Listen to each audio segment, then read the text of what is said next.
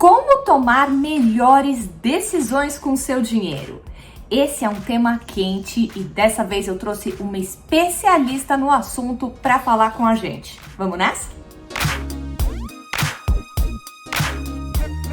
Poderosa, eu acabei de ler esse livro, How to Decide, da Annie Duke, e esse livro mostra exatamente o que o título promete, como tomar decisões. É um livro fantástico que oferece uma ferramenta muito prática e completa para te ajudar a tomar decisões na vida, seja uma decisão profissional, pessoal e até financeira. Por isso, eu fui atrás da autora e consegui com ela uma entrevista, que agora ela vem aqui falar com a gente. A Annie Duke, além de ser pesquisadora e autora sobre ciências comportamentais, é também campeã mundial de pôquer e chegou a ser, durante um tempo, a mulher que mais ganhou dinheiro com pôquer do mundo. Ela sabe do que está falando quando o assunto é tomada de decisão.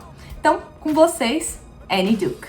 Hello, Annie. Thank you very much for being here with us on our YouTube channel. I've read your book and it struck me as almost like this complete guide about how to make a good decision and how to have a good decision-making process. And I would like to start by asking you, what is actually a good decision? Is there a good decision, a bad decision? How can you know when you've taken a good decision? Well, there's definitely good decisions and bad decisions. I mean, driving drunk is clearly a bad decision. The problem that I think we have as decision makers is in the second part of your question, which is how do we tell how? Yes. And the consistent mistake I think we make is that we have all kind of felt this before. We feel like when it doesn't work out well, a decision must have been a mistake. And when it does work out well, it must have not been a mistake. It must have been a good idea. And this is even true for like things that are really simple. Like if you're ordering off a menu in a restaurant and you don't like your dish, you immediately say, oh, that was a mistake. I shouldn't have ordered that. Yes. But it's not a mistake. We don't know that. It could have been a mistake. So the question that I really try to answer in this book is what is a good decision? How might you tell? Because if we can't figure that out, it's going to be hard for us to improve our decision-making in the future. And what is actually the biggest mistake you can make when making a decision? Yeah, so the biggest mistake you can make in evaluating decision, which would be resulting, which is what we just talked about, which is good, looking at the outcome to try to figure out whether the decision was good. The biggest mistake that you can make in making a decision is not taking the time to actually figure out what knowledge you can apply. When people say things like, I decided with my gut, like my gut told me so, that kind of goes under the category of biggest decision error you could make. Because when you're using your gut, what you're basically saying is, I'm not really thinking about what do I know, what knowledge can I apply to the decision. And that's not to say that you should never use your gut. It's that you should only use your gut when it doesn't matter. When it's a small decision. But for any big decision, that would be the biggest mistake. Also, not making sure that you're thinking about how someone else might perceive the decision that you're considering. You could do that either by trying to stand in somebody else's shoes or by actually getting input from other people. And the reason why that's so incredibly important is there's all this talk about cognitive bias, right? Thinking Fast and Slow. It's, millions of copies have been sold that talk about things like confirmation bias and availability bias and illusion of control and all these things that really frustrate our decisions. Well, that's all part of sort of our gut decision making. That's all part of the way that we personally look at the world. And the cure to that, the antidote to that, is to get outside feedback, which then improves the knowledge that will go into your decision making. So it's all around, what do I know? What can I find out that I could apply to the process? So the key would actually be take some time when the decision is important, when you need to give yourself that time to research and talk to people and get more feedback in order to make a more informed decision. That would be your main hint for people who are trying to improve their decision-making process. Yeah, absolutely. And like it stands to reason, because when we're making decisions, there's two forms of uncertainty that make it hard for us, to make it hard to know how it's going to turn out or to know exactly what the right answer is. And the two forms of uncertainty are luck, which is like, if you think about like a game like poker, I can't control the turn of a card, right? Yes. And hidden information, I can't see the other player's cards. So those are the two things that make decision-making really hard. Well, guess what? You don't have any control over luck. Exactly. Luck is an external force that acts upon you. So you do need to figure that out. But beyond that, improve the information, because your decisions are only going to be as good as the quality of the information that informs them. And I would like to know if you have any hints, because I have my YouTube channel is focused on financial education and how to empower, especially women, to make better decisions with their money. And based on all this knowledge, and I read literally checking and doing notes all over the book.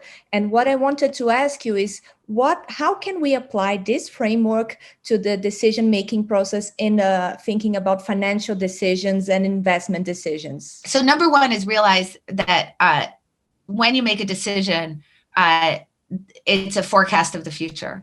And a lot of times when we say things like we're deciding with our gut, what we have to realize is that there are things that are always implicit in the decision that we're making about how we think the future is going to turn out.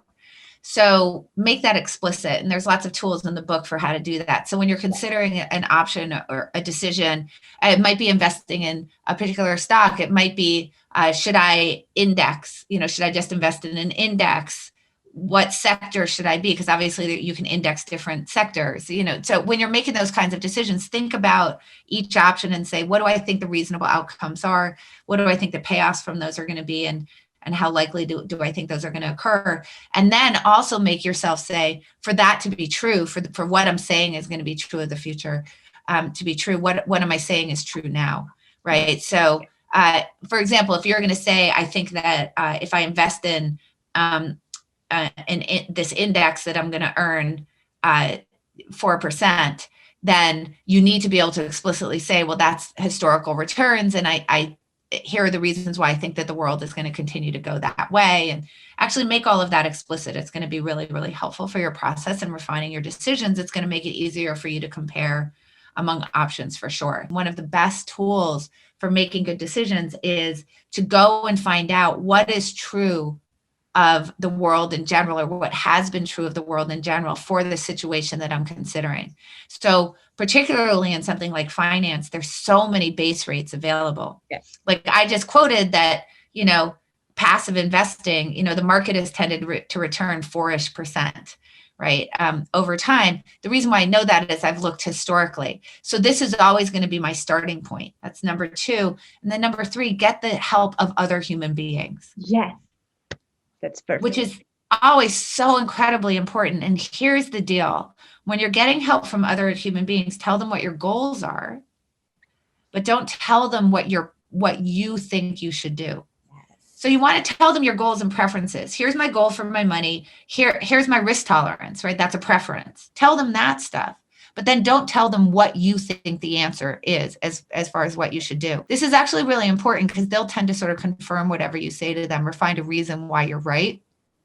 So don't offer that information, right? So don't say, here are my preferences, so I'm going to be 65-35. What do you think of that? Yes. Instead, here are my goals. Here's what my risk tolerance is. Here's what I need, my liquidity issues. That's what those are. What do you think? What do you think I should do? How would you suggest that I invest this money? And go ask a few people that. And then when you see that there any kind of dispersion, when you see differences of opinion, you get their rationales and start to try to figure out, well, why does one person think this? Why does another person think this? And then you can start to integrate that into a great answer for yourself. Yes, that makes the whole process more mature. And yes. I'd like, just to close this, I'd like to know, what was the best decision you have ever made? Can you pinpoint this for me? Well, wait, do you mean like professionally or personally? I don't know, having all of my children and marrying my husband. Yes. I can tell you, interestingly enough, I know what the best decision I ever made was. There's actually 2, but they're kind of odd. One was I folded a hand that was in a huge tournament called the Tournament of Champions. First place was $2 million. Wow. So I folded a hand that was a very, very difficult fold. So this looks like kind of not an interesting decision because I actually didn't even I didn't move on from the first 2 cards. But it just happened to be a situation where I was going to have to commit quite a bit of money to the decision. And I thought really long and hard about it, and I just folded. This happened pretty quickly. So that was a very good decision, which was just I quit the hand well in a spot where it was hard to quit. The other one that I would just say, which I think was a great professional decision on my part, was I was in a national heads-up tournament. By the way, I went on to win that other tournament. Oh, yes, so, great decision. Okay, so this is it. Right, I just resulted, I know, but it's okay. I was playing in a heads-up tournament, so this is a one-on-one poker situation, and I got to the final two. So now I'm in the finals of the heads up tournament with just one other person. And his name is Eric Seidel, who happened to be one of my mentors. And he's an amazing player, much, much better than I am. This is why I think this was such a good decision. I decided I am not better than him. So therefore, I'm going to play this in order to maximize the amount of luck that's going to have an influence on the decision. So there are things you can do in poker that maximize how much your decision-making matters versus how much luck is going to intervene. So what I did was I realized he's better than I am. I'm not going to get better than him in the space of this final. So I'm going to really maximize how much luck is going to have influence on my outcome. And I am actually quite proud of that decision, which was just simply recognizing that I wasn't as good as my opponent. And so what was I going to do about it? And luck broke my way. Congratulations. Thank you very much for this interview. And this was very, very rich. I will be able to translate this all to my audience in Brazil. And I will be so glad if people start talking more about your book, which is very, very precious. I've been using this framework a lot on my day-to-day analysis on decision making. Yes. I've been helping, and it's so useful, from relationship advice to how to set up a new part of my business. So thank you very much for your contribution. This was fantastic. Thank you so much. This was really fun. Thank you. Essa foi imperdível, não foi, poderosa? Então aproveita, se inscreve aqui no canal, curte esse vídeo, compartilha com as amigas que vivem indecisas do que fazer, como tomar uma decisão, e não deixa de ativar o botão do sininho para ver sempre as nossas notificações. Um beijo enorme, te vejo no próximo!